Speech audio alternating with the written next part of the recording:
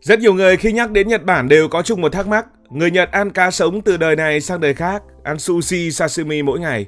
Vậy vì sao họ không sợ nhiễm ký sinh trùng? Có người nghĩ đó là do cơ địa, có người nghĩ đó là do gen, có người lại bảo do người Nhật ăn quen rồi nên không sao. Nhưng thực ra không có chuyện miễn nhiễm nào ở đây cả. Ăn cá sống ở Nhật không phải là một thói quen ngẫu hứng, nó là kết quả của hàng trăm năm sống chung với biển, thử, sai, loại bỏ rủi ro, chắt lọc lại những gì an toàn nhất, mà đúng hơn phải là hàng nghìn năm. Nhật Bản là một quốc đảo dài và hẹp, bốn bề là biển, nhưng không chỉ có biển nhiều là đủ. Điểm đặc biệt nằm ở chỗ, vùng biển Nhật Bản là nơi có hai dòng hải lưu lớn gặp nhau. Một dòng nước nóng chảy lên từ phía nam, một dòng nước lạnh tràn xuống từ phương bắc. Khi nóng, lạnh gặp nhau, sinh vật biển bùng nổ. Cá ở đây không chỉ nhiều mà còn đa dạng, thịt săn, mùi nhẹ, rất phù hợp để ăn tươi. Và ở đây người Nhật ăn sống là ăn cá biển chứ không phải là ăn cá sông. Quan trọng hơn nữa, cá biển lạnh và cá đại dương ít mang ký sinh trùng nguy hiểm cho người hơn là cá nước ngọt. Trong khi nhiều nền ẩm thực khác gắn liền với sông hồ ao đầm như là Việt Nam chẳng hạn, thì người Nhật ngay từ đầu đã gắn chặt với cá biển. Nền tảng địa lý này vô tình đặt họ vào một vị thế an toàn hơn khi tiếp xúc với thực phẩm sống. Nói cách khác, trước khi con người kịp nghĩ ra triết lý nọ kia cái gì đó phức tạp, thì thiên nhiên đã giúp con người chọn lọc những gì bớt rủi ro rồi. Và việc ăn cá sống ở Nhật Bản có lịch sử hẳn hoi. Nếu quay về Nhật Bản cách đây hơn 1.000 năm, việc ăn cá sống hoàn toàn không phải là một nghệ thuật. Đó là chuyện rất đời, rất thường. Ngư dân đánh cá mỗi ngày, cá kéo lên khỏi lưới thì ăn luôn ở trên thuyền. Làm gì có bếp, không có gia vị và không có thời gian chờ đợi. Cá mà để lâu thì hỏng mất, vậy nên ăn ngay khi còn tươi là cách hợp lý nhất. Từ khoảng thế kỷ thứ 8, sử liệu Nhật Bản đã ghi nhận việc người dân vùng ven biển ăn cá tươi cắt lát, rắc muối hoặc là chấm giấm. Lúc này ăn cá sống là giải pháp bảo quản tạm thời chứ không phải là ẩm thực cao cấp trong các nhà hàng. Dần dần, người Nhật nhận ra một điều rất quan trọng. Không phải con cá nào ăn sống cũng ngon và cũng ổn. Có người ăn xong thấy khỏe, có người ăn xong thì thấy đau bụng. Từ đó, quá trình chọn lọc bắt đầu. Những loại cá gây vấn đề bị loại khỏi thói quen ăn uống. Và những loại cá ăn và thấy ổn, thấy ngon thì được giữ lại. Hàng trăm năm như vậy, thực đơn cá sống của người Nhật ngày càng thu hẹp lại, ngày càng được chọn lọc, nhưng ngày càng an toàn hơn. Đến thời Edo, khoảng thế kỷ 17, thế kỷ 19, cá sống mới thực sự bước sang một trang mới. Đô thị phát triển, đặc biệt là Edo, tiền thân của Tokyo, trở thành thành phố đông dân bậc nhất thế giới thời bấy giờ. Cá được vận chuyển nhanh từ biển vào thành phố. Người ta bắt đầu nghĩ cách ăn vừa nhanh, vừa gọn và lại vừa ngon. Và thế là sushi ra đời. Sushi thời kỳ đầu không giống với sushi ngày nay. Nó là cá tươi được đặt lên cơm trộn giấm để chống hỏng. Giấm trong bối cảnh đó không phải để tạo vị mà là để kìm hãm vi khuẩn. Từ từ, sushi trở thành một dạng thức ăn đường phố. Nhưng dù là đồ ăn nhanh, tiêu chí an toàn vẫn không hề bị bỏ qua. Cá nào không chắc, không bán, cá nào nghi ngờ thì bỏ qua. Điều quan trọng là người Nhật chưa bao giờ coi cá sống là thứ có thể ăn bừa. Sushi phổ biến nhưng chuẩn mực đi kèm với nó cũng ngày càng cao. Bởi vậy nên nhiều người nghĩ rằng người Nhật ăn tất cả những loại cá sống thì không phải là như vậy. Đây là điểm mà nhiều người nước ngoài hay bị hiểu nhầm. Người Nhật không hề ăn tất cả cá sống. Ngược lại, họ cực kỳ khắt khe. Cá ăn sashimi là một nhóm rất riêng. Cá nước ngọt gần như bị loại khỏi danh sách. Cá hồi, thứ mà ngày nay nhiều người nghĩ rằng sushi quốc dân, sashimi quốc dân, thực ra chỉ mới được ăn sống rộng rãi vài chục năm trở lại đây, sau khi kỹ thuật đông lạnh sâu phát triển và Nhật Bản còn phải nhập cá hồi. Trong tư duy của người Nhật, cá sống là cá đã được kiểm soát rủi ro, chứ không phải cứ cần sống là cho vào mồm ăn luôn.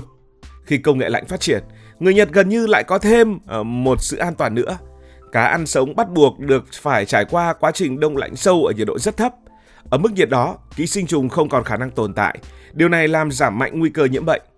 Nghe thì có vẻ mâu thuẫn, nhưng thực tế là cá sống đã qua đông lạnh chuẩn Nhật an toàn hơn rất nhiều so với cá tươi chưa xử lý ở nơi khác. Đây là lý do vì sao người Nhật không quá sợ hãi cá sống, còn người nước ngoài thì lại cảm thấy hơi rùng mình. Và cuối cùng, để miếng cá sống mà lên được bàn ăn thì phải trải qua tay của người đầu bếp. Và đầu bếp ở Nhật Bản cũng cực kỳ quan trọng. Ở Nhật Bản, trở thành đầu bếp sushi không phải là học nghề nấu ăn, mà là bước vào một hành trình rèn luyện kéo dài nhiều năm, đôi khi cả chục năm. Điều đầu tiên cần hiểu là người Nhật không coi sushi đơn thuần là món ăn. Sushi là thực phẩm sống, liên quan trực tiếp đến sức khỏe, nên người đứng ra phải có đủ tư cách đạo đức và kỷ luật trước khi được phép thể hiện tay nghề của mình.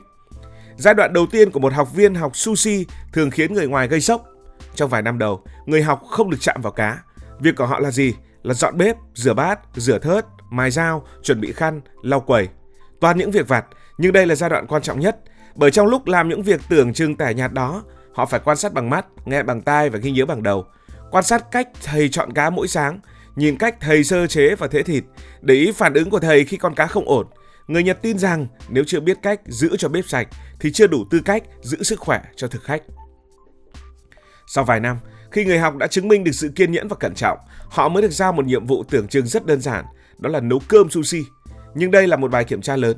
Cơm phải đạt độ dẻo, độ tơi, độ ấm chính xác. Cơm quá khô thì cá không bám, quá ướt thì nhanh hỏng. Quan trọng hơn, cơm là nền tiếp xúc trực tiếp với cá sống. Chỉ cần xử lý sai, rủi ro tăng lên ngay. Việc để một học viên nấu cơm cho thấy thầy đã bắt đầu tin tưởng người đó đủ cẩn trọng để xử lý thực phẩm nền. Tiếp theo là giai đoạn xử lý cá, nhưng chưa được cắt phục vụ khách. Người học được giao làm những việc như là làm sạch cá, tách phần thịt, loại bỏ nội tạng, quan sát ký sinh trùng nếu có. Đây là lúc họ học cách đọc con cá, hiểu con cá. Cá tươi kiểu nào là cá an toàn, màu thịt nào là dấu hiệu cảnh báo, phần nào thường bị bỏ đi dù trông ngon. Quan trọng nhất là phải hiểu, biết dừng lại đúng lúc. Chỉ sau khi trải qua tất cả những bước đó, một học viên mới được cầm dao cắt sashimi làm sushi. Nhưng ngay cả lúc này, họ cũng không được tự do sáng tạo. Mỗi lát cắt đều phải đúng góc, đúng thớ và đúng lực. Cắt lệch làm miếng cá sấu không chỉ làm vỡ thịt mà còn tạo điều kiện cho vi khuẩn phát triển nhanh. Trong suốt quá trình đào tạo đó, điều được nhắc đi nhắc lại nhiều nhất không phải là ngon mà là đừng làm hại khách. Đầu bếp được dạy rằng mỗi miếng cá họ đặt trên quầy là một lời cam kết. Nếu chẳng may có rủi ro, người chịu trách nhiệm không phải là con cá, không phải là biển mà là đầu bếp, là người cầm dao. Thành thạo rồi thì vẫn chưa xong, họ còn phải học cách giữ chuẩn mực suốt đời. Ở Nhật có những đầu bếp sushi nổi tiếng vẫn tự tay đi chợ cá mỗi sáng, vẫn kiểm tra từng thớ thịt dù hoàn toàn có thể giao cho người khác. Đây không phải là vì họ không tin ai mà vì văn hóa sushi dạy rằng trách nhiệm không thể chuyển giao hoàn toàn. Vì thế, khi người Nhật ăn cá sống, họ cảm thấy yên tâm.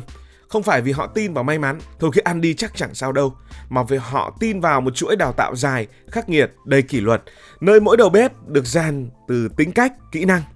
Với họ, cắt cá không chỉ là một thao tác mà là một bài kiểm tra về sự cẩn trọng, lòng tự trọng và khả năng kiềm chế cái tôi. Cuối cùng, cũng giống như nhiều nước khác thì Nhật Bản ăn đồ sống phải luôn có gia vị đi kèm và những gia vị này giúp họ trung hòa. Wasabi, gừng, xì dầu trong bữa sushi không chỉ để trang trí. Chúng xuất hiện vì có tác dụng thực tế, kháng khuẩn, hỗ trợ tiêu hóa, làm giảm rủi ro. Đây là tri thức dân gian được tích lũy qua nhiều thế hệ rồi trở thành chuẩn mực đến mức người ta làm theo mà đôi khi không cần giải thích. Điều giữ cho văn hóa ăn cá sống của Nhật tồn tại an toàn đến hôm nay không chỉ là kỹ thuật mà là kỷ luật. Từ ngư dân, người bán cá, đầu bếp cho đến khách hàng, ai cũng hiểu rằng chỉ cần một sai sót là mất uy tín cả đời. Trong một xã hội coi trọng danh dự, không ai muốn đánh đổi danh tiếng lấy lợi ích ngắn hạn. Tổng kết lại, người Nhật ăn cá sống mà không sợ nhiễm trùng, không phải vì họ gan dạ, cũng không phải vì họ quen rồi. Họ không ăn cá sống một cách tùy tiện, họ ăn cá sống sau khi địa lý đã chọn lọc, lịch sử đã thử thách, văn hóa đã tinh chỉnh và kỹ thuật, kỷ luật xã hội đã khóa chặt rủi ro. Đó không phải là câu chuyện của một món ăn liều, đó là câu chuyện của một nền văn minh sống cùng biển. Cảm ơn vì đã quan tâm theo dõi câu chuyện này. Nếu cảm thấy thú vị, bạn có thể nhấn nút đăng ký kênh, bật chuông thông báo và chia sẻ. Còn bây giờ thì xin được nói lời chào tạm biệt.